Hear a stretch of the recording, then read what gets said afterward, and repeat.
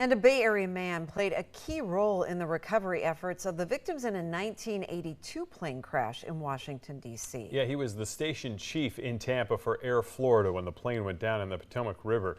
And then he traveled to D.C. to supervise the recovery. And he knows firsthand the challenges crews in the latest crash are facing now. News Channel 8's Jeff Patterson has that story.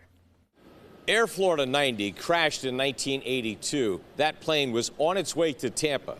74 people died in that crash, and one Bay Area man knows all too well what the recovery teams are going through in Washington, D.C. right now because of his role in that effort. When Air Florida 90 crashed into the icy waters of the Potomac River on January 13th, 1982, Joe DeCesare was the station chief for the Air Florida airline in Tampa. The airplane went into the Potomac. That's all I knew about it.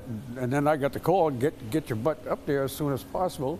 By the time he arrived in Washington, the recovery was just starting. I was a coordinator of the site. 5 people survived that crash, some heroically rescued by a Park Police helicopter. Joe DeCesare supervised the efforts to recover those who did not live. How do you take people out of an airplane, you know?